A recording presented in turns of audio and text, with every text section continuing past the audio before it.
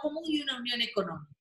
La unión económica es la parte más completa de la integración, es lo que es actualmente la Unión Europea, donde ya permite libre tránsito de personas, una moneda común, etc. El Tratado de Libre Comercio simplemente tiene una política comercial independiente, pero establece reglas de origen y preferencias arancelarias entre sus miembros. Cuando se estaba tratando la negociación de este acuerdo trinacional, economistas y académicos de este país que formamos parte de una comisión consultora del Tratado de Libre Comercio que precedía el rector de la UNAM, una comisión de académicos y académicas, pues lo que planteábamos era que México requería un mercado común, no un tratado. Pero como el mercado común implica la libre movilidad de factores, es decir, la libre movilidad de trabajadores entre ellos, pues Estados Unidos puso sus limitaciones y no se aceptó. Pasamos a la segunda, por favor. O no sé si yo pueda manejar aquí. Bueno, el ejercicio transfronterizo de las profesiones tiene como marco normativo primero el Tratado de Libre Comercio de América del Norte, donde se sientan muchas de las normas y reglas que se retoman en el TEMEC, otras no, pero sobre todo tiene la normatividad de la Organización Mundial del Comercio, la OMC, antes GATT, ¿verdad? El General Agreement on Tariff and Trade. El Acuerdo General de Comercio de Servicios, las directrices de la OCDE para sus países miembros, y recordemos que México es un país miembro de la OCDE, a pesar de no ser una economía desarrollada, está en este club de más de 2 decenas de países miembros. El artículo 133 constitucional que genera una simetría jurídica con Estados Unidos, porque aquí en México, por este artículo, los acuerdos y tratados propuestos por el presidente y ratificados por el Senado de la República, por la Cámara Alta, tienen rango de ley federal y de observancia total en el país.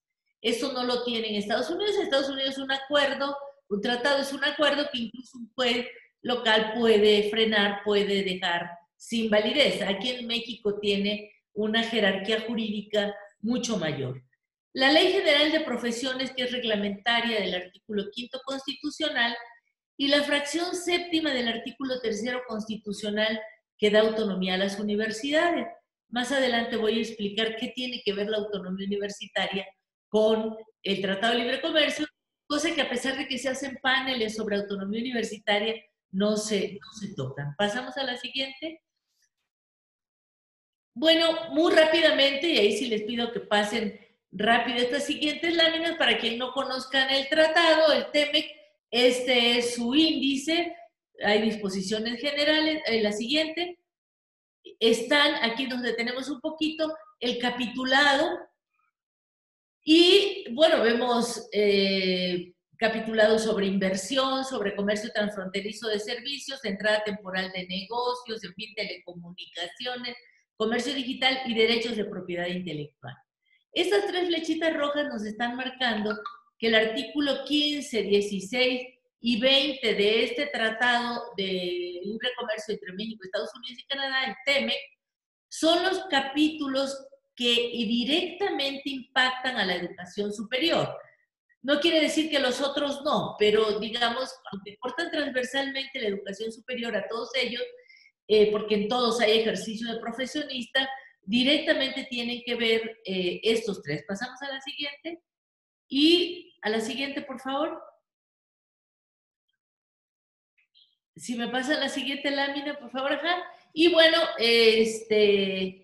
hay otra serie de capitulados, la anticorrupción, las buenas prácticas, la parte laboral que sí cambió respecto del anterior, y medio ambiente. Si ven el capítulo 23 y 24, antes eran un acuerdo paralelo, el acuerdo paralelo sobre medio ambiente, el acuerdo paralelo sobre asuntos laborales. Ahora son ya parte del propio tratado. Pasamos a la siguiente, por favor, y los anexos. Pasamos a la siguiente. Dele varias, por favor, para que esté todas. Bueno, Antecedente del TEMEC es el Tratado de Libre Comercio de América del Norte, que en términos del anterior capítulo 12 y 16, ahora 15 y 16, en materia del ejercicio profesional se negociaron estos principios, de los cuales dos de ellos siguen siendo válidos en el nuevo tratado. Primero, el trato de nación más favorecida, es decir, no se le puede dar a ninguno de los tres países un trato menor que al que se le da a la nación más favorecida que tenga ese país. La no obligatoriedad de domicilio fiscal, de domicilio nacional. En el TEMEC esto sí cambió porque se deja a criterio de las comisiones, los acuerdos que hagan las comisiones que negocien. Trato nacional, es decir, que no se le puede pedir a un profesionista de otro país, de Estados Unidos y Canadá, nada que no se le pida a los mexicanos, ¿no? Y al revés. O sea, se tiene que tratar a los profesionistas de los tres países como si fueran nacionales. Y no reconocimiento automático de títulos y grados. Aquí también en este principio hay cambios porque ya hay un reconocimiento a los títulos y grados, pero hay una necesidad de hacer un acuerdo de este reconocimiento por cada barra, colegio, grupo interesado. Hay reservas que siguen siendo válidas, no se puede invertir en educación y entre ellos se incluye servicios profesionales, la radiodifusión, los medios de comunicación, más del 49% de capital extranjero. Si ya se es inversionista mayoritario, se tiene que pedir autorización a la Secretaría de Economía y se requiere autorización de la SEP o de la autoridad estatal competente para la prestación de los servicios de educación. Y aquí en México esto nos metió en un grave problema que todavía jurídicamente no podemos compatibilizar hasta la fecha. Y el reconocimiento de títulos y grados para las licencias de trabajo se acordó allá en el 93, en 1993, que a partir de enero de 94 entrara en vigor, formar un grupo de trabajo para reconocer títulos y grados y facilidades migratorias para 60 profesiones que estaban listadas por orden alfabético en el anexo 2 del capítulo 1603 del tratado. Ahora cambió, ahora son 63 profesiones y también cambió un poco esto. ¿Qué importancia tiene esto? O sea, ¿por qué es importante para la educación superior, para las instituciones de educación superior? Pues porque resulta que precisamente de los primeros trabajos para reconocer títulos y grados surge la acreditación y la exigencia de calidad y acreditación. Todas estas políticas que tenemos ahora de organismos acreditadores, de acreditación de carrera, de acreditación de posgrados, etcétera, proviene de una exigencia del grupo, de los participantes del grupo de Estados Unidos, de que, bueno, como no hay autonomía universitaria que respalde la expedición de títulos para la entrada al mercado laboral, decía, bueno, ¿y cómo sabemos que un abogado es abogado? Y, dice, bueno, y que la universidad le dio esa formación adecuada, o que un ingeniero es un buen ingeniero, ¿sí? O una ingeniera. Lo que tenemos es un título que dice que certifica que cumplió con todo el plan de estudio, pero ¿y ese plan de estudios de veras es eficiente? ¿Le responde a las necesidades de la sociedad? De ahí surgió toda esta política pública de acreditación, los organismos acreditadores, para que un poco empecemos a darnos cuenta de qué impacto tiene estos acuerdos, ¿no? Pasamos a la siguiente. La siguiente, ajá. Bueno, ¿cuáles eran las profesiones? Decíamos, se reconocían 60 en el Tratado de Libre Comercio, ahora en el TEMEC se reconocen 63 porque ya se diferencia la profesión de profesor universitario, profesor de educación media y profesor o profesora de educación básica. Otra vez aquí tenemos problemas. En México no existe el título de profesor universitario. Sí existe el título de profesor como licenciatura, licenciado en educación básica, licenciada en educación básica, licenciatura en educación media, muy pocas, pero bueno, pero una licenciatura en educación superior no la tenemos. Tenemos licenciaturas en pedagogía, en educación, en ciencias de la educación, pero como tal no la hay.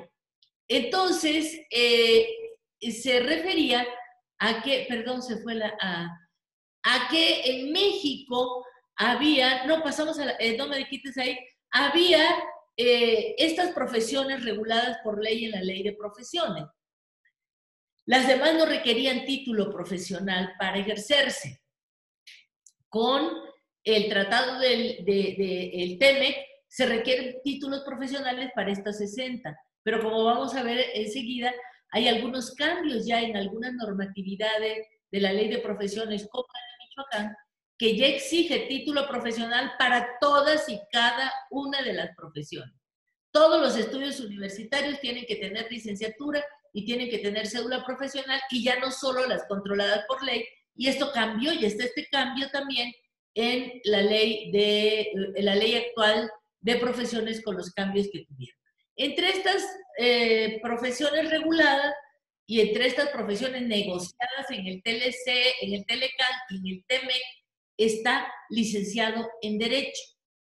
Aquí también vamos a tener que ponernos de acuerdo para no tener problemas, porque lo que trata el apéndice del capítulo 16 del TEMEC es abogado, no licenciado en Derecho.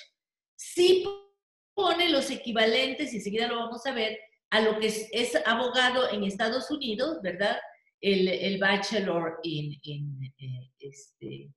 law, en fin, otro tipo de cuestiones, pero no lo pone en español ni en francés. Entonces, además, nosotros no solo tenemos licenciaturas en Derecho, tenemos licenciaturas en Ciencias Jurídicas, tenemos otro tipo de cuestiones que van a requerir que la comisión se ponga de acuerdo en ese tema. Pasamos a la siguiente, por favor. Bueno, en el anterior Tratado de Libre Comercio se planteaba en el capítulo 12 que los países miembros, o sea, Estados Unidos, México y Canadá, iban a estimular a los organismos pertinentes en sus respectivos países para que desarrollaran normas, criterios mutuamente aceptados para la acreditación y certificación de prestadores de servicio profesional. ¿Ven lo que les digo de dónde viene la acreditación? Mucha gente hace rollos sobre calidad y ni siquiera tiene idea de por qué ahora la acreditación de la calidad, la certificación, es y por tanto de dónde viene, porque antes no lo era. Y se comprometieron a formar un grupo de trabajo. Este grupo de trabajo hasta 2004 no había funcionado y no logró cumplir los objetivos del TLC, del TELECAN. Pasamos a la siguiente. Ajá. En el capítulo 15 del tratado del nuevo, del TEMEC, que era el equivalente al 12, de comercio transfronterizo de servicios, se mantienen los principios establecidos en el TLK de trato nacional de nación más favorecida, pero no se ratifica el principio del no reconocimiento automático de títulos y grados. Ahora sí se reconocen títulos y grados. Es más, hay prohibiciones en el tratado para que ninguna autoridad americana o canadiense, por ejemplo, le niegue la visa de entrada a profesionistas de las 63 profesiones del anexo, ¿sí? Pero para el ejercicio ya lo somete a una serie de acuerdos de reconocimiento mutuo, los ARMS, ¿no? Aunque ARM en inglés es brazo, por algo tendrá que verse, ¿no? Ya se deja esto pues en manos de estas comisiones especiales, que más bien lo que plantean es como reciprocidad. Ya no hay tanto ese predominio norteamericano sobre Canadá y Estados Unidos, sino que ya hay un poco más de reciprocidad en estas asociaciones o en estos acuerdos de reconocimiento mutuo de profesiones. Es decir, ya ni siquiera es nacional, digamos, si la MABA tiene interés de que abogados mexicanos trabajen en California y México tiene también ese interés, se ponen de acuerdo en cómo se van a reconocer mutuamente. Esto también es un poquito, ¿cómo podríamos decir? Engañoso.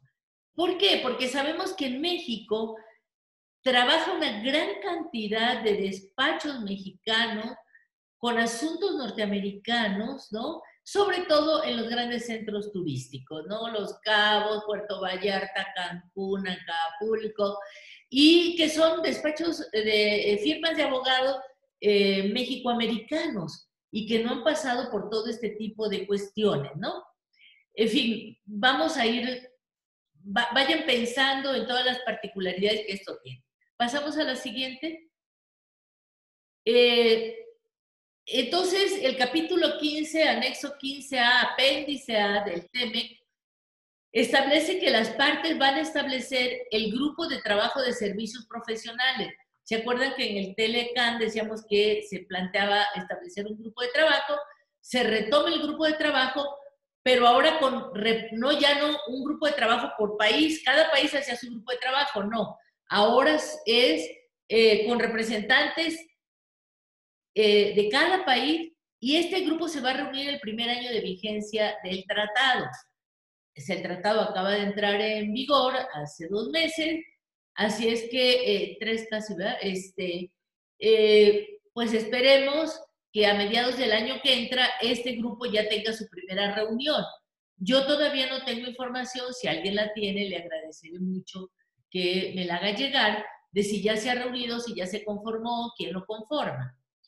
Y los arreglos de reconocimiento mutuo, que son no vinculantes, son voluntarios y que se informan solamente a este grupo. Es decir, si MABA y la barra de abogados de Jalisco, el Colegio de Profesionistas de Jalisco, hace un acuerdo, es entre ellos, vale entre ellos y nada más le informa al grupo de trabajo que hicieron ese acuerdo. Pasamos a la siguiente.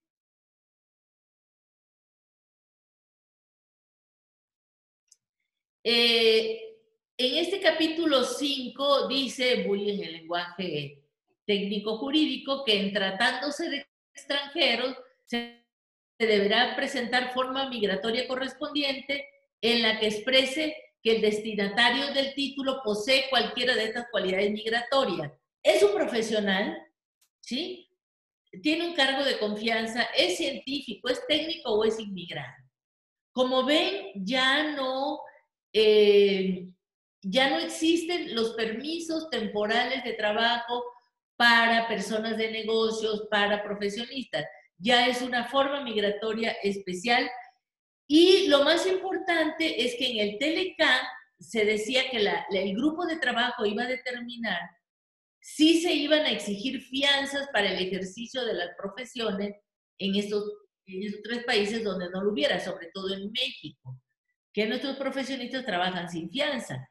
Lo que nosotros argumentábamos en ese entonces, como grupo académico, era que primero no es parte de la cultura mexicana y que esto iba a encarecer muchísimo el servicio profesional. Pero bueno, ahora ya en el TEMEC no se establece el requisito de que el grupo de trabajo determine si hay fianzas o no para el ejercicio profesional. Ya lo tendrán que acordar con estos ARM, ¿no? En estos acuerdos de reconocimiento mutuo. Pasamos a la siguiente. ¿Qué otras modificaciones hubo en el TEMEC respecto del Telecan? Bueno, como les decía, el acuerdo paralelo sobre trabajo y mercado laboral se integró ya como un capítulo del TEMEC, que era un acuerdo paralelo. También lo de medio ambiente, que era un acuerdo paralelo, se transformó en un acuerdo de cooperación en materia de cooperación ambiental dentro de un capítulo.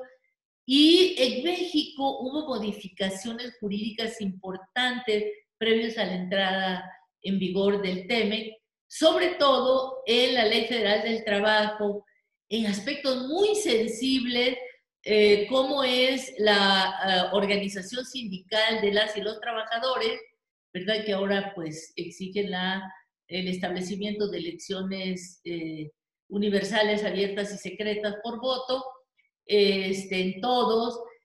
Otras cuestiones sensibles como el trabajo infantil, que dentro de la cultura agraria mexicana sobre todo, es parte de la formación de las niñas y niños el que colaboren y participen en el trabajo familiar. Y ahora resulta que eso es un delito, ¿no? En fin, han habido una serie de cambios en este sentido. Pasamos a la siguiente. Bueno, en el apéndice 16.3D1 plantea el TEMEC los requisitos académicos mínimos y títulos alternativos para abogado, que incluye, dice el tratado, notarios en la provincia de Quebec. También aquí hay diferencias porque en México las notarias y los notarios tienen una connotación diferente a lo que es un notario en Canadá o en Estados Unidos, ¿no? Aquí dan fe pública, llevan registros, incluso tienen hasta ciertas facultades jurídicas como tramitar divorcios administrativos, una serie de cosas que no es lo que corresponde al término notario en esos países. Y pone ahí los grados equivalentes o lo que es equivalente a abogado. Ahí tienen el LB, el JD, el LL, el BCL. Pero lo que llama la atención es el grado de licenciatura, que pide 5 años de estudio. Y aquí tenemos también un asunto muy sensible para la parte mexicana, porque en México las reformas educativas nos han llevado a acortar el periodo de formación de nuestros estudiantes y las licenciaturas tienen una duración máxima de 4 años, preferentemente menos. Pero como también la mayoría de las universidades ya tienen sus currícula por créditos, ya no por semestres, por anualidades, ya no por periodos de tiempo, entonces un estudiante puede completar sus créditos de su licenciatura en un tiempo muy variado que puede ir generalmente entre 3 y 7 años y medio, pero que el término medio son 4 años. Entonces, como ya sabemos que los tratados impactan, a pesar de la autonomía, se traducen en políticas públicas, no sé cómo le llaman políticas públicas, más bien en políticas gubernamentales, para el financiamiento y para el funcionamiento de la educación superior. Esto que ya está asignado por el Senado, que ya es ley federal, puede hacer que las universidades regresen a las licenciaturas largas y que con tal de que sus estudiantes puedan obtener las facilidades migratorias y acceso a los mercados trinacionales, binacionales, Estados Unidos, Canadá, pues se vuelvan a las licenciaturas de 5 años. Y esto pues realmente va a ser un impacto fuerte, ¿no? Seguimos la siguiente, por favor. Bueno, algunas leyes, hay un reporte del Senado de la República que dice qué leyes modificamos a raíz del TEMEC. Pues dicen que la Ley de Infraestructura de la Calidad, la Ley de la Propiedad Industrial, la Ley Federal de Derechos de Autor, la Ley de Variedades Vegetales y la Ley de Impuestos Generales de Importación. La 2, 3, 4 son las que tienen que ver con el quehacer de las universidades, porque en México el 80% o más de la investigación científica tecnológica se hace en las universidades públicas.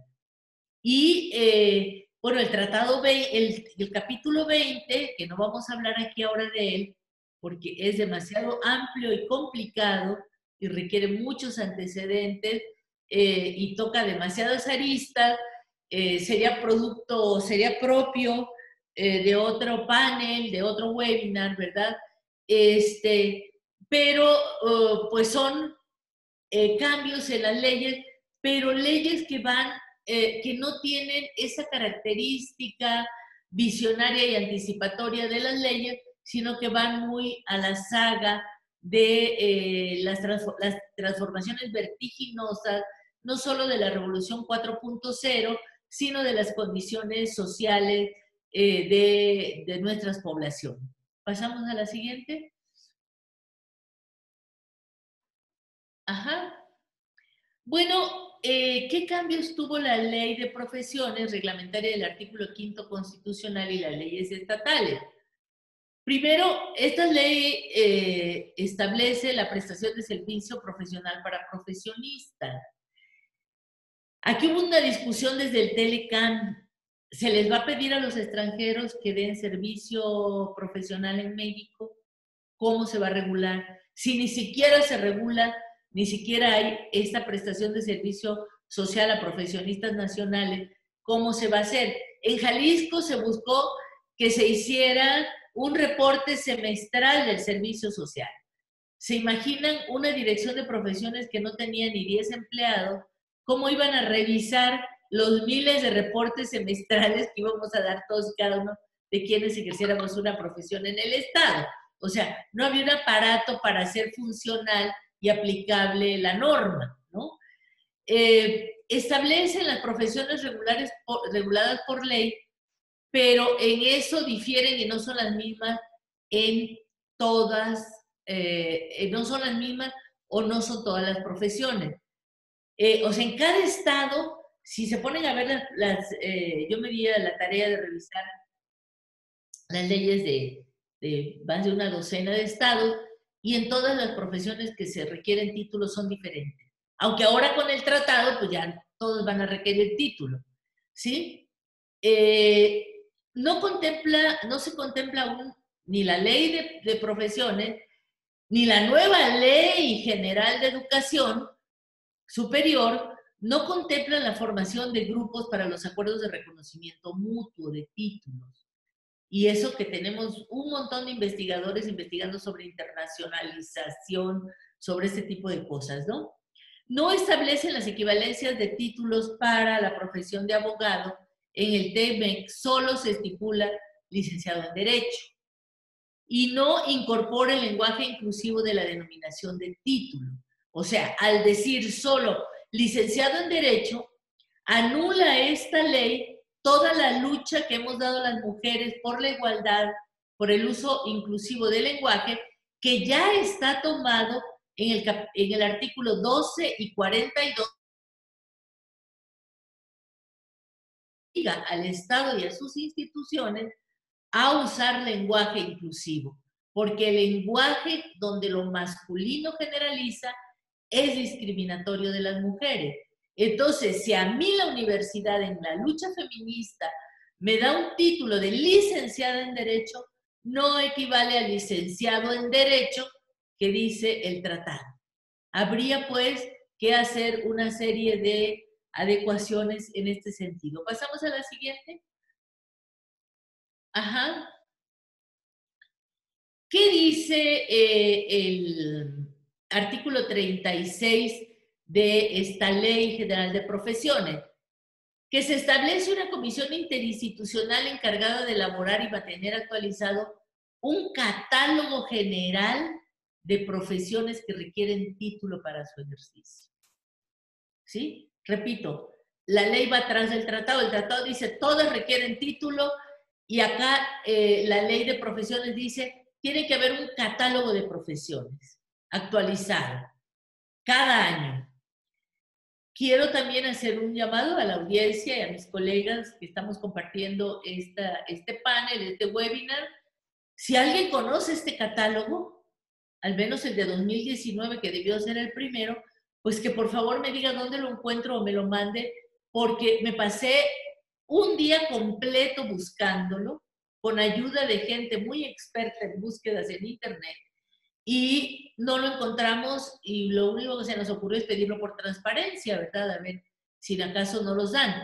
Pero bueno, no está este catálogo general de profesiones que requieren título para contrastarlo, pero de todas maneras, si ya se va a requerir título para todo, y bueno, esta comisión la integra pues el secretario de Educación, la NUYES, etcétera, ¿no?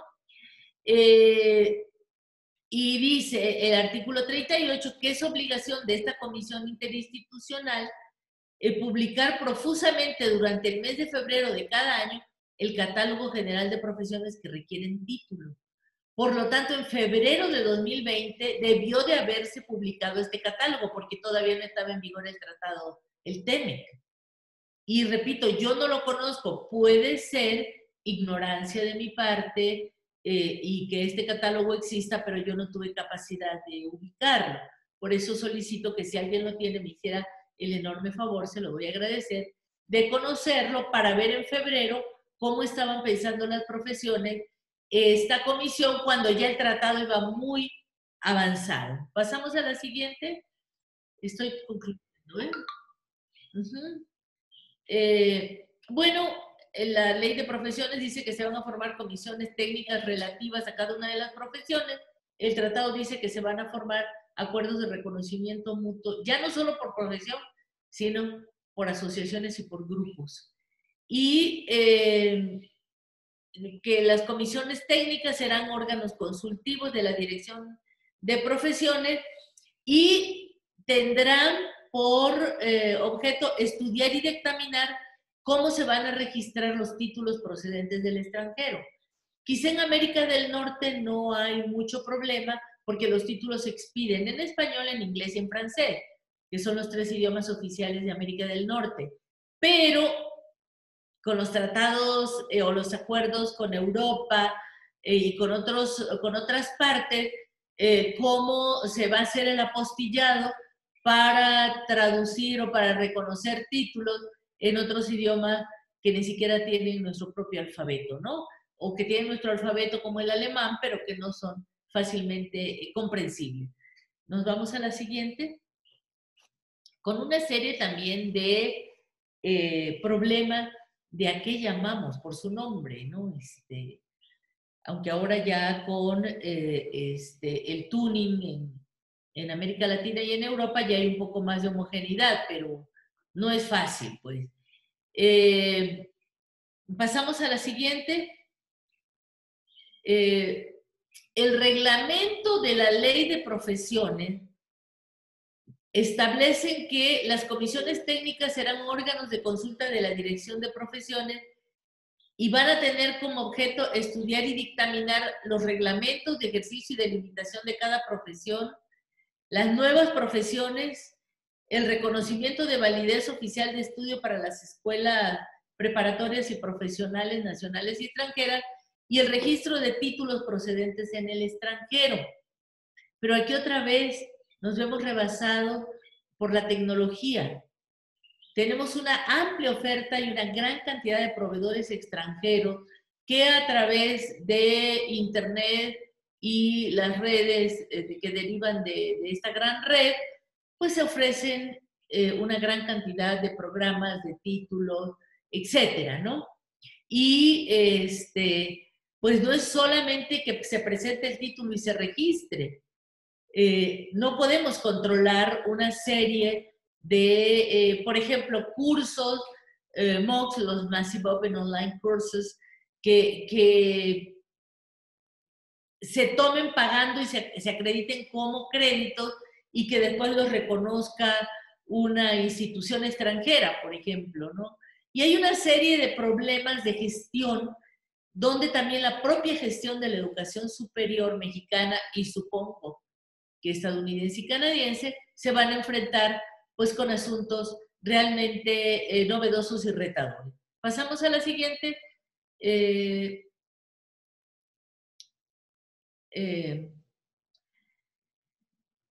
¿Qué nos dice el artículo 10, por ejemplo, de la ley de profesiones de Michoacán? Se anticipa al TEMEC. No sé si alguien de ellos estuvo ahí en esas negociaciones, pero en su artículo 10 dice que todos los estudios profesionales técnicos universitarios requerirán título profesional. ¿Qué es lo que plantea el TEMEC? Entonces Michoacán está, seguramente otros estados también, no me dio tiempo de leer todas las leyes de todos los estados, pero pues les pongo un ejemplo de cómo ya se está trabajando en este sentido, al menos a nivel global. Pasamos a nivel, perdón, local. Pasamos a la siguiente. No voy a leer porque no quiero hacer karaoke, lo verán con toda calma en la presentación, pero ya hay acciones de constitucionalidad hacia la ley de profesiones y que van a repercutir sobre el TEMEC. y que lo promueve, por ejemplo, la Comisión de Derechos Humanos del Estado de Michoacán, ¿sí? Que, por ejemplo, dice, ¿verdad?, que es inconstitucional que la Dirección de Profesiones pueda recopilar datos de instituciones de educación superior en el extranjero porque no tiene autoridad extraterritorial. Que, en fin, que no se puede pedir, como se dice en la ley de profesiones de Michoacán, que haya... Pasamos a la siguiente para ver nada más este término.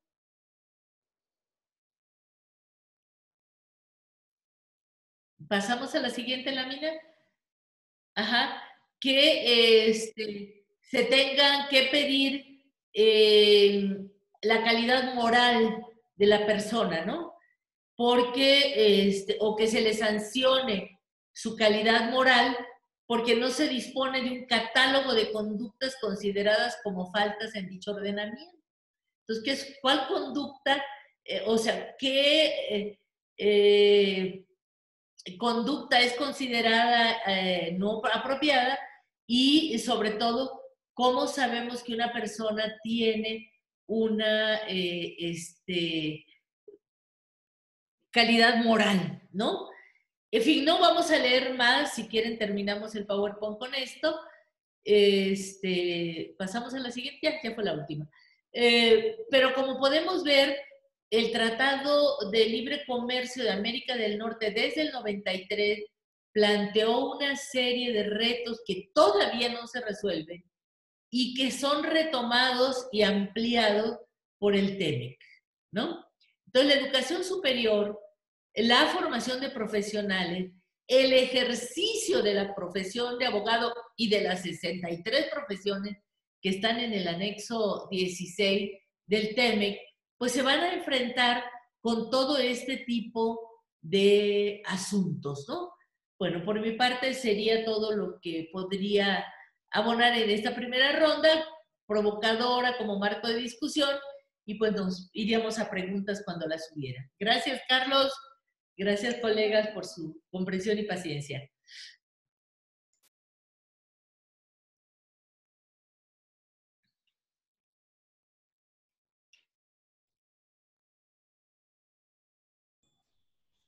Maestro Carlos, tiene cerrado su micrófono. Ya, bien. Muchísimas gracias, Elia, por tu excelente exposición y por el PowerPoint que nos has obsequiado para soportar los temas del análisis y seguramente la batería de preguntas. Antes de cederle la voz al doctor Rodríguez, yo quiero hacer una mea culpa y ofrecerle una pública disculpa a la doctora Janet Boncarrillo, porque fui totalmente omiso en la presentación cuando iniciamos entre las prisas y los currículum vitae de nuestros dos expositores.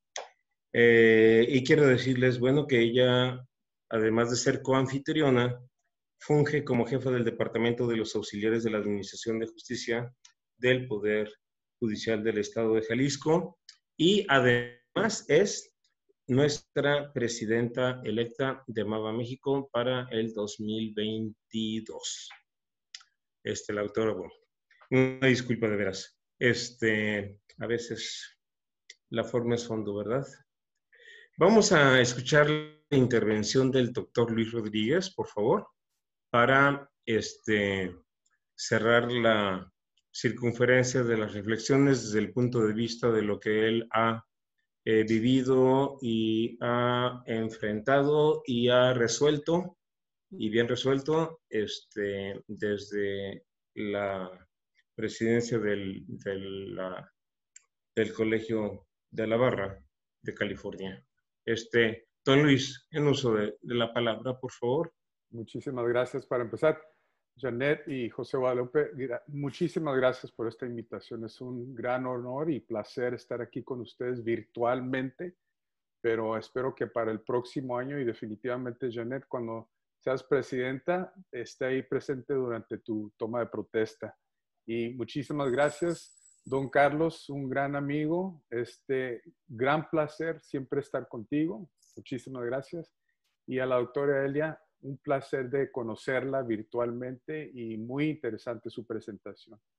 Antes de que presenten mi PowerPoint, déjenles doy un poquito de información sobre cómo se maneja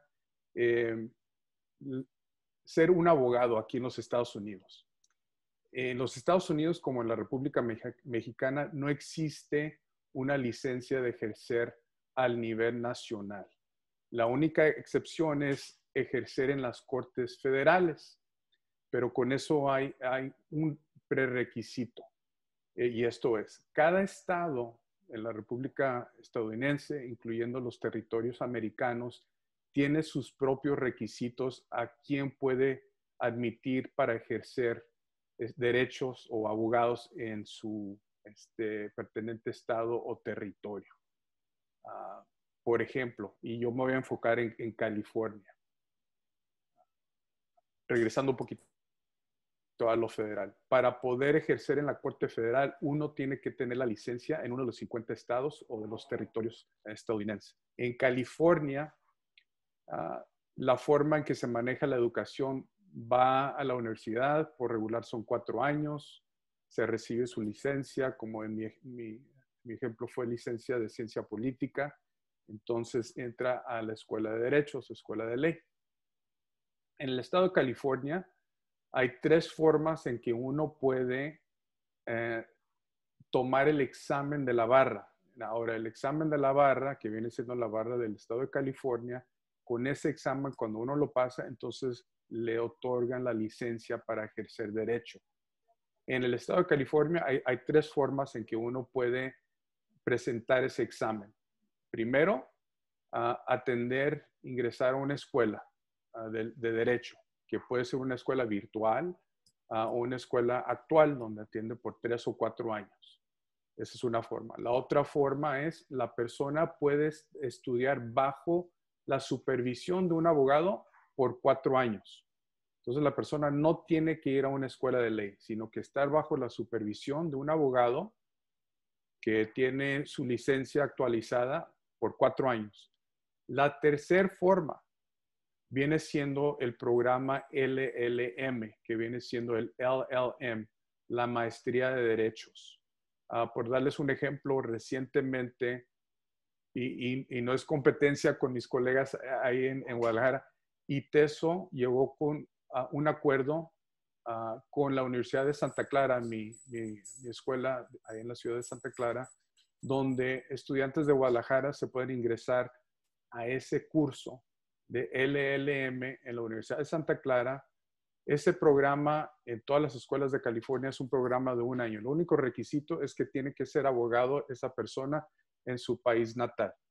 Cuando termina ese curso por 1 año, entonces puede tomar el examen que viene siendo el bar exam. Ya cuando uno pasa ese examen, que actualmente, bueno, cuando yo lo tomé era 3 días, 6 a 8 horas todos los días, bueno, por 3 días, ahora me parece que ya son 2 días nomás. Cuando uno pasa ese examen, se le otorga la licencia para ejercer derecho en California. Ahora, en la presentación que dio la doctora Elia, lo interesante, como ella comentó, va a haber mucho conflicto con el nuevo tratado y con lo que pasa en cada estado de los Estados Unidos, porque cada estado hace sus propias reglas. Como les dije, no hay una autoridad nacional que les dice a los estados, así es como ustedes van a hacer las cosas. Y lo curioso es que con el tratado da la impresión que cada estado va a poner atención o va a respetar los términos del tratado, que eso no es. Desafortunadamente, eso no es lo que existe, eso no es lo práctico que indicó la doctora Elia en ese caso. Ahora, en el estado de California existe una forma en que un abogado del extranjero puede ejercer leyes de su país natal en este estado en cierta forma. Y José Guadalupe, si puedes poner el PowerPoint, por favor, te lo agradezco muchísimo.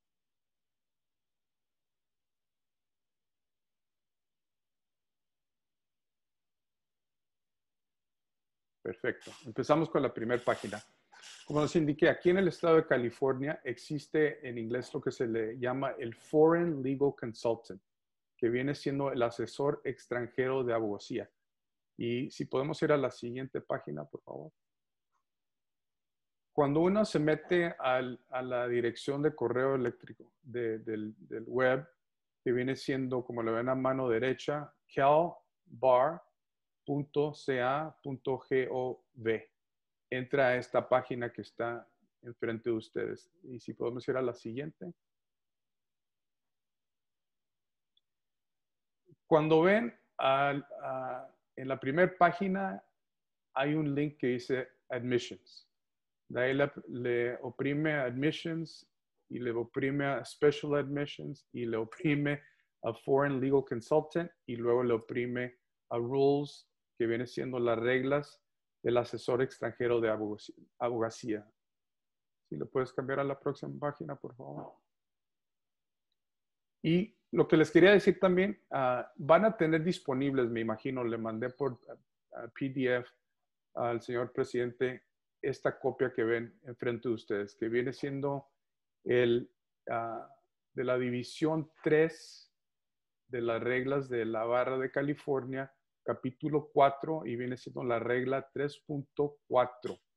No les voy a dar todos los detalles, pero les voy a hacer un resumen de lo que es esto. Estos son los requisitos para aplicar como asesor extranjero de abogacía en California. Y como ven en la primera página, nomás les voy a dar uno de los detalles que son importantes. Lo más importante, obviamente, es que la persona debe ser abogado en su país natal. Y para empezar, se le reconoce eso con un requisito que viene siendo la número 4, que es una carta apoyando al candidato por parte de la autoridad de ese estado que le otorgó la licencia para ejercer ley. Entonces, eso es lo primero. Se necesita una carta por la autoridad del estado que le otorgó esa licencia para poder aplicar. Si ven el número 3, habla de, sobre en inglés, meet state bar requirements for acceptable moral character. ¿Qué significa eso? Simplemente la persona tiene que dar sus huellas digitales y esas se les provee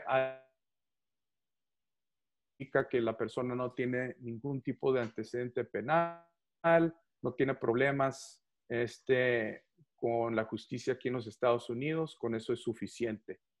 Pero no le puse los siguientes requisitos, pero les voy a dar un resumen que viene siendo lo siguiente.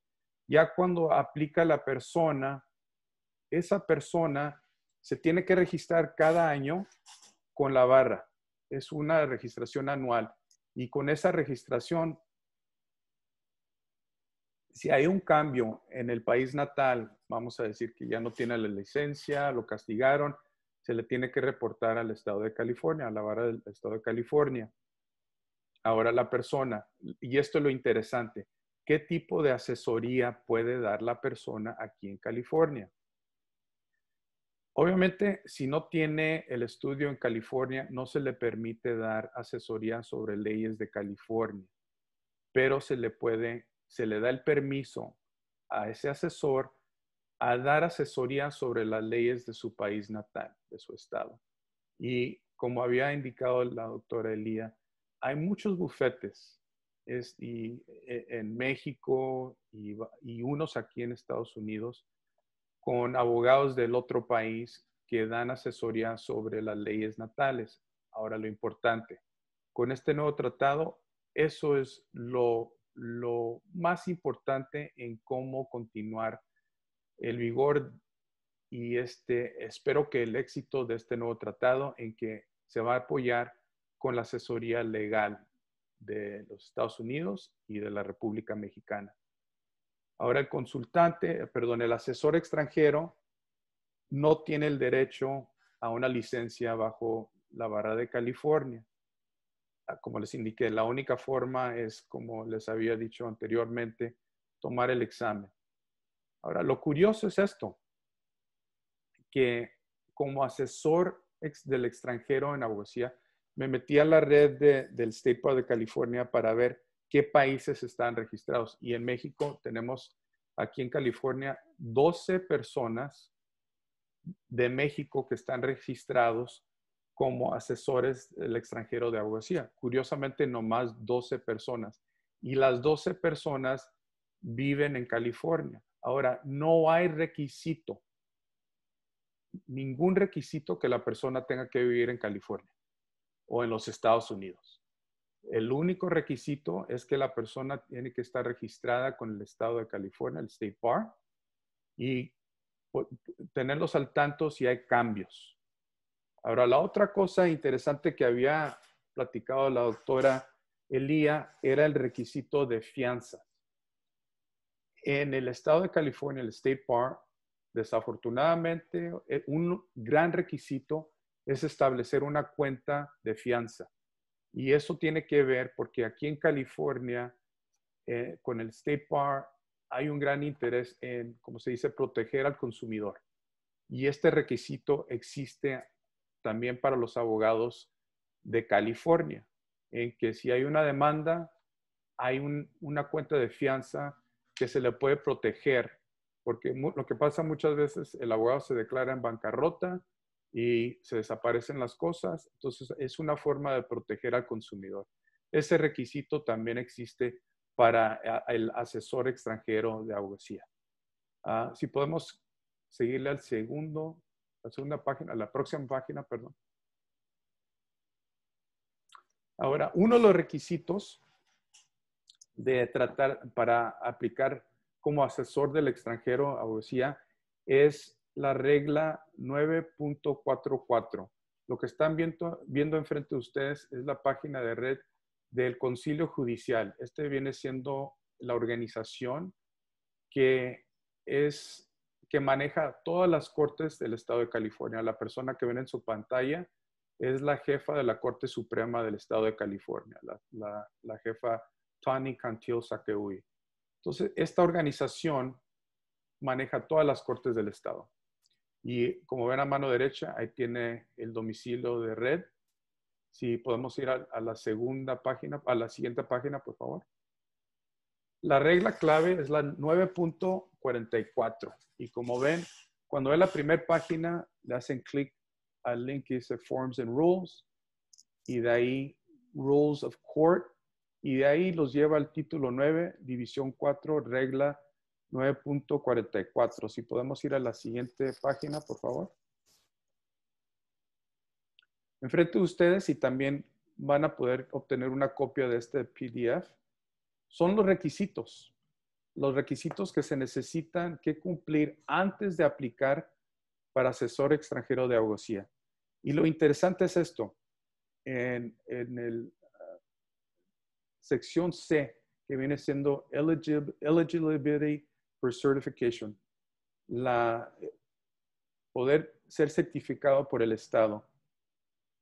El primer requisito es que la persona tiene que haber ejercido como abogado los últimos 4 años de los 6 pasados. Entonces no tienen que ser 4 al hilo, sino que los últimos 6, 4 tienen que haber sido como abogado presentemente. Y en el número 2, como les indiqué anteriormente, es el requisito de Good Moral Character, que viene siendo básicamente se le toman las leyes digitales y se les hace una investigación por si tienen unos antecedentes que son problemáticos. Los siguientes puntos de esta regla tienen que ver con lo que viene siendo un contrato con la barra del estado de California, que básicamente dice esto. Ya cuando a uno le dan el permiso de asesor extranjero de abogacía, tiene que seguir las reglas de la barra de California. También, aunque no las puse aquí presentemente, van a tener una copia de las reglas, que son bastantes. Y con ese contrato, el asesor está bajo la misma regulación que un abogado del estado de California, que en cierta forma se me hace que no los trate igual que a un abogado, porque un asesor no puede dar asesoría sobre leyes de California. Ahora, ¿qué son los derechos de un asesor? Y eso lo verán cuando tengan la oportunidad de ver este PDF que viene siendo sobre la región, que viene siendo el subcapítulo D, que viene siendo Authority to Practice Law. Estos son las restricciones de la persona, sobre la persona. La primera, no se puede presentar como un abogado en ninguna corte en el estado de California o ante un magistrado tampoco. ¿Cuáles son las áreas en que no puede dar asesoría? Una es en casos de bienes raíces, que me imagino que cuando hay negocios entre California, México, muchas veces uno tiene que ver las bienes raíces, si va a abrir un negocio, se va a dar una compra de negocio, un compra de propiedad. Desafortunadamente, el asesor nomás puede dar asesoría sobre las leyes de México, no sobre California. ¿Cuál es la otra restricción? No se puede dar asesoría sobre cosas de testamento, de familia. Sabemos que hay mucho connacional que tiene familia, propiedades aquí o en México. ¿Qué pasa cuando la persona fallece? Desafortunadamente, la restricción es que nomás se le puede asesorar sobre leyes del país natal. No se le puede asesorar sobre el efecto de las leyes de California. La tercera área de restricción son en casos de matrimonio o divorcio. Tampoco se les puede dar ningún tipo de asesoría.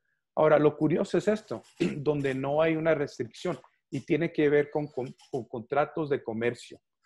Interesantemente, de todas estas áreas que hay restricción, no hay ninguna mención, no se menciona nada de que no se le puede asesorar a la persona sobre contratos. Y me parece que eso es la cosa clave que pertenece al tratado con México y Canadá y Estados Unidos, que eso no es una restricción. Pero la que no es una buena ventaja sigue es esto, que aunque el nuevo tratado habla sobre el reconocimiento de títulos, de licencias, al final del día, como decimos, la autoridad que va a decir sí o no va a ser cada estado individualmente.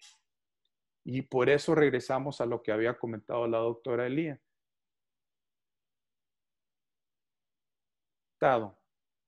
Un tratado internacional que uno se imaginaría tendría vigor y se podría ejercer en todos los estados, pero ese no es el caso. Como somos una república como en México, cada estado es independiente y tiene sus propias leyes y requisitos relevante a quién puede ejercer, quién puede asesorar en casos de ley o de derecho. Si podemos seguir a la siguiente página, me parece que es la última. Sí. Lo que guía aquí en California son las reglas del conducto profesional, que viene siendo Rules of Professional Conduct. Y esas son las leyes de un abogado en el estado de California. Uno tiene que seguir esas leyes. Esas son las leyes relevantes a cualquier tratado, a cualquier contrato, sea del estado o de otro estado. Entonces, como seguimos adelante en esta plática, en cómo se va a abrir este tratado, tenemos que platicar de qué se va a hacer con el estado de California. Ahora, es uno de 50, ¿verdad? Pero tiene que haber una forma en que el liderazgo, el gobernador de California, la jefa de la Corte Suprema de California, tiene que haber una reunión para reconocer el tratado, porque ese tratado desafortunadamente no va a tener ningún tipo de ventaja en California si no se le respeta los arreglos que se habían firmado. Y sin eso, la persona se queda confundida en cuáles son mis derechos, qué puedo hacer, a quién voy a contratar a que me asesore sobre materia o casos legales o cosas de derecho. Lo bueno es esto. Hay bufetes aquí en Los Ángeles que tienen abogados mexicanos parte de su equipo legal. Por eso, como les dije, aquí en California nomás hay 12 personas de México que tienen el título de asesor extranjero de abogacía. Nomás 12. Y todos están aquí en el estado de California. Eso es el primer paso, yo veo, para poder completamente aceptar el tratado, el nuevo tratado, para que la gente pueda disfrutar de lo bien que se ha negociado para mejorar las relaciones económicas entre los tres países. Pero bueno, voy a terminar con esto y luego darles tiempo para preguntas. Es esto. Me da mucho gusto que estamos teniendo esta plática, esta reunión, porque nos va a iluminar sobre qué es lo que se dice en papel y qué es lo que existe actualmente. Y a veces, como sabemos, lo que está escrito muchas veces es mucho más diferente sobre lo que es práctico o lo que se ejerce. Y me parece que el rol de nosotros va a ser de construir un puente entre lo que existe en concepto y lo que se hace en realidad. Y con eso le doy la palabra al maestro Carlos. Gracias.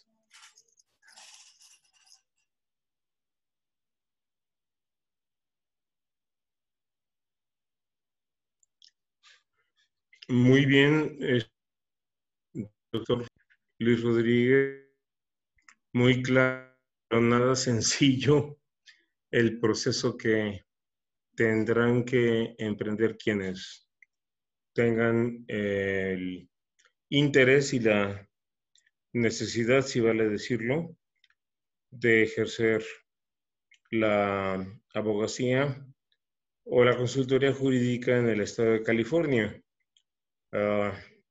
No me puedo imaginar cómo será en Texas, en Florida o en Nueva York o en Massachusetts, pero bien, es Los Ángeles, según se tiene el dato, la segunda ciudad del planeta con mayor número de hispanoparlantes, mayor incluso que Madrid y que Guadalajara. Entonces, pues la historia nos hermana y las necesidades y los parentescos creo que nos acercan. Así que bueno, preguntas debe haber bastantes. Estoy leyendo el chat y le pido a mi presidente que en el orden que aparecen en el cintillo, o vamos a ver. Hay 4 preguntas que se repiten sobre si se van a compartir o no ambas presentaciones. La respuesta es afirmativa. Y una referencia especial a la documentación adicional que el doctor Rodríguez mencionó y que en otro momento se haría llegar o a Guadalupe González o a la doctora Janet Wong. Esto tiene que ver con protocolo de procedimiento y se pregunta más o menos en qué tiempo se pudiera estar, doctor, con esta documentación. Leo otra pregunta. Hay 3 más, si me permiten. ¿Qué tanta demanda de abogados mexicanos existe para apoyar a despachos jurídicos americanos en California?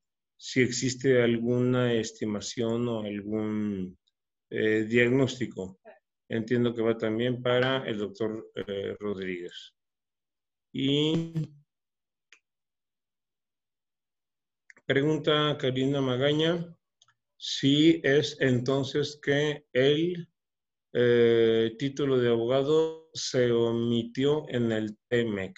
Creo que no fue esa la idea, ¿no? Tanto como establecer la sinonimia como también la diferenciación entre el campo de ejercicio profesional de un licenciado en Derecho y el campo de ejercicio de un abogado. A ver, nos falta otra. Jesús Juan García pregunta, Estamos presentes en este webinar peritos que no somos abogados. Algunos como yo somos ingenieros. ¿Algún comentario de parte de los ponentes sobre otras profesiones que no tengan que ver con lo jurídico? ¿O la regla es pareja para las 60 que la doctora Maru mencionó? Y se repite varias veces también, pero como instrucción de la doctora Wong, el remitir sus datos personales y su correo para quienes tengan interés en obtener la constancia correspondiente. Y muchas felicitaciones para ambos ponentes. Es todo lo que encuentro hasta ahorita. Si quieren hacemos un corte, leí 5 preguntas. No sé quién quiere contestar primero, don Luis o Elia. Por favor. Doctora Elia, ¿gustaría empezar? La tienen en silencio. Ahorita no, que hable. ¿Sí? ¿Ya está el audio? Sí. Bueno, para ingenieros, aquí me permití imprimir, espero que se alcance a ver, la lista de profesionistas y el grado que se requiere. En el caso de ingenieros simplemente viene ingeniero como título genérico, grado de licenciatura o el baccalaureat de Francia o la licencia estatal o provincial. Viene también ingeniero forestal, que se pide lo mismo, el grado de licenciatura, y viene en el campo de la ingeniería topógrafo, que también se requiere grado de licenciatura, el baccalaureat, o sea, la licenciatura francesa o la licencia estatal, provincial o federal. Y para todos aplica exactamente lo mismo, o sea, quien tenga interés de prestar sus servicios o sea requerido para prestar sus servicios en Estados Unidos y Canadá, o sea una persona de negocios que necesite moverse en estos 3 países por asuntos de negocios, ya sea porque lo contrataron, porque va a abrir un negocio, porque va a haber posibilidades de asociarse con alguien, etcétera, simplemente se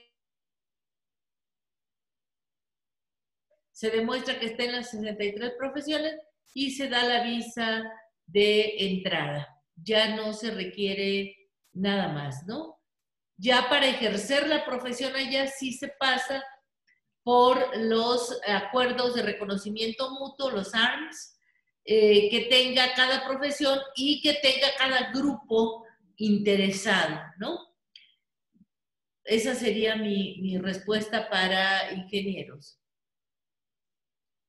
Ahora sí puedo responder sobre la pregunta, ¿cuál es el interés aquí en los Estados Unidos, bueno, en Los Ángeles más bien y California, de un abogado mexicano trabajar con bufetes?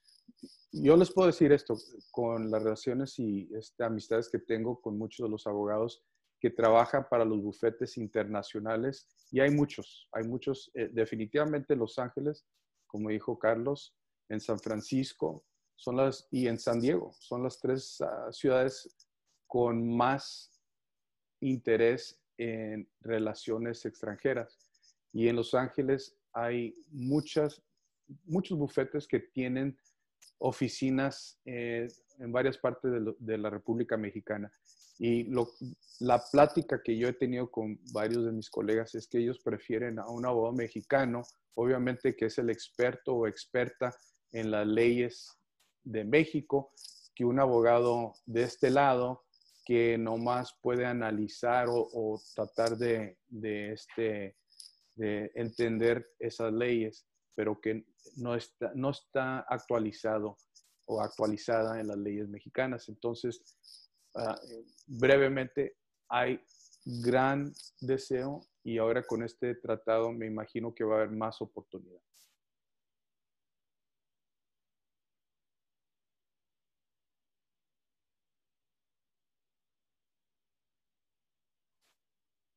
Muy bien. ¿Habría alguna otra pregunta por parte de los asistentes a este webinar? ¿Algún comentario? ¿Nadie va a preguntar sobre Canadá? Ok.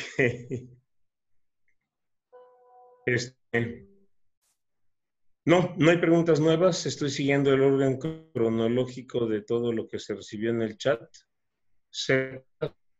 Pregunta de viva voz, doctora Janet, por parte de los que estén presentes. Y bueno, muchas gracias.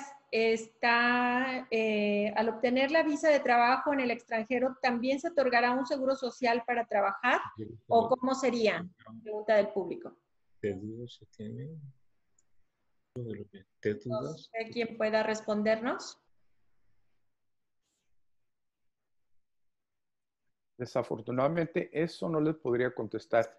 La única sugerencia es esta. Tenemos abogados que ejercen el área de inmigración. Ellos serían los que tienen mejor idea de qué se le otorga a la persona. Y lo único, sé que por parte de MAVA México tenemos muy buenas relaciones con abogados de inmigración aquí en Los Ángeles, uno de ellos siendo el doctor Alan Diamante. Pero en el futuro me imagino que se pueden colectar esas preguntas, se les manda a Alan y me imagino que con mucho gusto les concede las respuestas. Muchas gracias.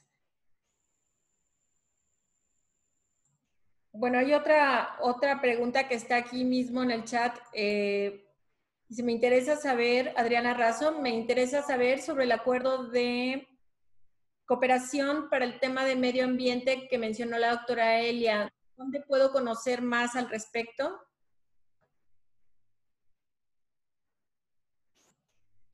¿Está cerrado su micrófono, doctora Elia? ¿Ya? Parece que ya. Ya. Bueno, el acuerdo, en el Telecan, en el anterior tratado, hubieron dos acuerdos paralelos, el de medio ambiente y el de trabajo, pero ahora ya no son acuerdos paralelos, ya son capítulos directos del tratado. Ya están ahí, lees el tratado, en el sitio de la Cámara de Senadores está el texto del tratado en español, en inglés y en francés, y ahí puedes consultar capítulo por capítulo y viene un capítulo para medio ambiente, ahí lo puedes consultar. Yo quiero hacer un comentario final porque ya estamos cerrando para decir, bueno, que el Tratado de Libre Comercio, el Tratado de Libre Comercio México, Estados Unidos y Canadá, el TEMEC, no es solo un tratado económico, comercial, no tiene que ver solo con aduanas, con la gente que quiere ir a trabajar a Estados Unidos y Canadá, o canadienses y americanos que quieran venir a México, sino como lo dije al principio, todos estos acuerdos repercuten en las políticas públicas y en las políticas de financiamiento para la educación superior y para la formación. Toda la parte de acreditación, certificación, se ha derivado del Telecan, como ahora se van a derivar de muchas de estas cuestiones, y también por la asimetría jurídica, que como bien lo señaló nuestro otro conferencista, pues en Estados Unidos no, el tratado es un agreement, es un acuerdo, no tiene el rango de federal que el 133 constitucional le da en México. Entonces hay muchas asimetrías y tenemos pues que ver, estudiar el Tratado de Libre Comercio más allá de la parte comercial y económica, y ya vimos todas las repercusiones que tiene para el ejercicio de las profesiones en México. Y la verdad es que hay poco estudio jurídico, económico, y que se relacione pues con el mercado laboral. Muy bien, me voy a tomar la libertad de abrirle el micrófono a Lenin Omar Fregoso, que quiere hacerle una pregunta a Luis Rodríguez. Lenin, si gusta quitarle ¿Está cerrado su micrófono? Listo, parece que ya. Ya, adelante. Para Luis Rodríguez, ¿cómo podemos los abogados mexicanos, o en este caso jaliscienses, poner a sus órdenes de los despachos del extranjero nuestros servicios aquí en México? Porque nos ha tocado representar a clientes que tienen intereses en el extranjero, tienen intereses aquí en México, y a veces tienen que estar contratando abogados en los dos países. ¿Cómo podemos ponernos a sus órdenes, por así decirlo, a los despachos en este caso, de Los Ángeles? Bueno, hay varios. Gracias por la pregunta. Muy interesante y desafortunadamente no hay una perfecta respuesta. Hay varias formas que le he recomendado yo a la gente. Una puede ser comunicación con el consulado mexicano aquí en Los Ángeles, porque lo que pasa muchas veces, el connacional va al consulado, al cónsul por primera vez, o lo ven como una forma de apoyo. Esa es una forma. La otra forma también viene siendo la relación entre MAVA México y MAVA de Los Ángeles, porque tenemos un registro aquí en MAVA Los Ángeles de nuestras relaciones con nuestros hermanos y hermanas en Guadalajara, en el estado de Jalisco, donde se les da recomendación a las personas que necesitan ese apoyo de personas en Jalisco, vamos a decir. Esa es una. La tercera cosa que viene siendo lo que le había explicado anteriormente, que viene siendo el asesor extranjero. Ahora, esa forma es un poquito más larga. Es complicada, pero no es imposible, ¿verdad? Y cuando tengan la oportunidad que puedan ver los PDFs que le pasé a José Guadalupe, van a ver cuáles son los requisitos.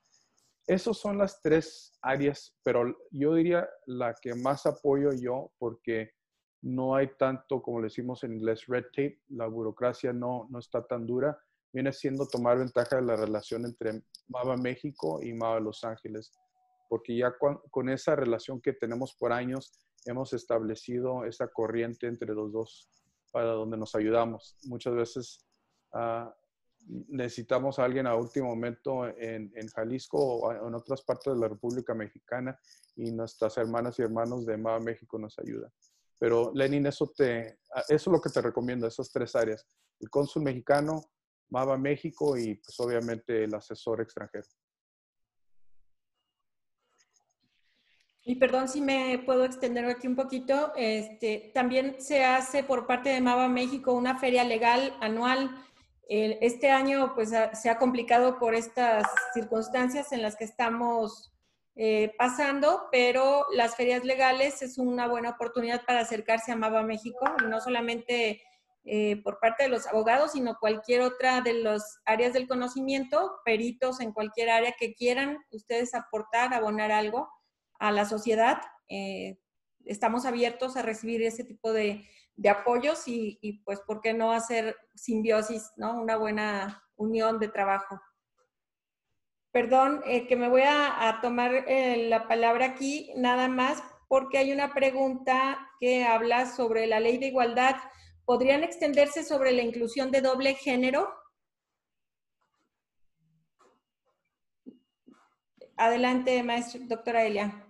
Bueno, hay una ley general desde 2006, la Ley General de Igualdad entre Mujeres y Hombres, que, repito, en su artículo 12 y 42, obliga al Estado y a sus instituciones. Digo obliga porque la ley es vinculante, la Real Academia de la Lengua no, es una asociación que puede decir lo que quiera, pero esa no nos vincula, la ley sí nos vincula.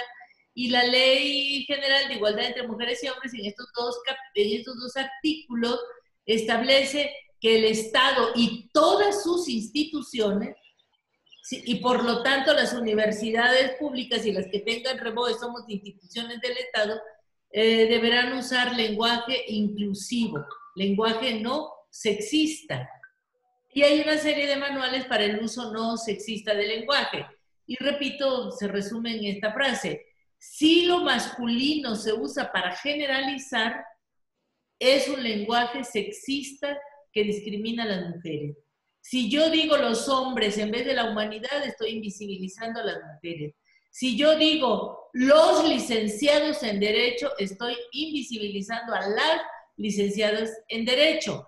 Y esto, bueno, va porque se le han dado una serie de connotaciones patriarcales, androcéntricas al lenguaje. El español es uno de los lenguajes más androcéntricos que muchos otros. En inglés no hay mucho este título. El bachelor es bachelor y no dice bachelare o bachelaro, ¿verdad? Entonces, ahí no hay ese problema. O en francés, pero en español pues está licenciado y licenciada. Entonces, que a mí me digan que soy licenciado o que soy profesor, me están masculinizando y negando mi identidad como mujer y por lo tanto me están discriminando. Y la ley me da el derecho a que el Estado y sus instituciones tengan que usar, es obligación usar el lenguaje no sexista, ¿no? Uno en lo particular, en tu casa, en donde quieras, puedes usar el lenguaje como quieras, pero la ley sí es vinculante, la Ley General de Igualdad entre Mujeres y Hombres, para que se tenga que usar este lenguaje inclusivo en el Estado y todas sus instituciones. Si le puedo agregar algo a lo que dijo la doctora Elia. Bueno, y lo puedo decir con gran orgullo. No sé si han visto este término que viene siendo Latinx. En lugar de latino o latina, ahora el término que se usa, que se está comenzando a usar es Latinx, porque eso no determina, no ubica género a la persona. Es un término en general y ya se usa lo he visto mucho más que antes. Es un término que este último año se ha usado con más frecuencia y que respeta los dos géneros, que viene siendo. Así es que si lo ven, eso es lo que significa Latinx. En lugar de decir latina o latino, es Latinx. Bien, si me permite, doctor Carlos, leer otra pregunta más que llegó. Dice, la carrera de químico, farmacéutico, biólogo, ¿cuál sería el equivalente en Estados Unidos y Canadá? ¿Y qué se debe hacer para que este profesionista trabaje en laboratorios de análisis clínicos en esos países? Adelante, doctor. ¿Sí está abierto el micrófono? Sí, adelante. Bueno, miren, la lista de las 63 profesiones no viene químico, ni química, ni licenciado en química, ni ingeniero químico. Se puede incluir en la categoría de ingeniero, ¿sí? Que trae el tratado. Digo, si quieren las facilidades migratorias del tratado. De lo contrario, pues tendrán que hacer la solicitud de trabajo normal por la vía larga, ¿no? Digamos, el tratado es una vía corta para facilitar la movilidad de profesionistas y de personas de negocios. Pero hay algunos otros títulos semejantes, pero no dice químico farmacobiólogo, por ejemplo, dice farmacéutico, dice tecnólogo en laboratorio médico y tecnólogo médico. Son los títulos más cercanos que trae este listado de 63 profesiones para las facilidades que implican estos dos capítulos del tratado. Muy bien. Y me preguntan, en ese sentido, ¿cuál era más beneficio para los abogados? ¿Cuál era de más beneficio para los abogados? ¿El Tratado de Libre Comercio anterior o el TEMEC actual? Pues eso que lo digan los abogados.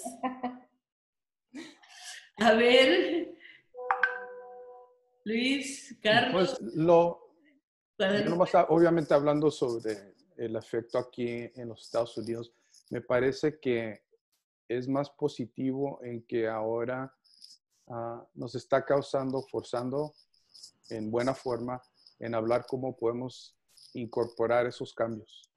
Y a nivel estatal, como les platiqué, cada estado es diferente, pero nos está forzando a que tenemos que cambiar las cosas. Cuando yo era presidente de la Barra de California, vimos la forma en que podíamos reconocer el título, la licencia de abogados del extranjero, y me parece que con este nuevo tratado vamos a poderlo hacer un poquito más fácil. Muy bien. Doctor Carlos, es suyo el micrófono. A ver. Bien, ¿me escuchó? Perdón. ¿Sí?